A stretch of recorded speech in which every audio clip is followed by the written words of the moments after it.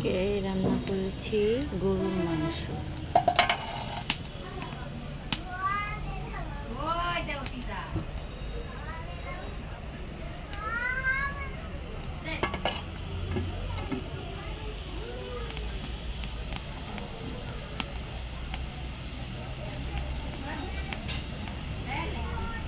পিঠা আরও অনেক রকম বানানো হয়েছে, তো ওগুলা ঘরে রাখা হয়েছে।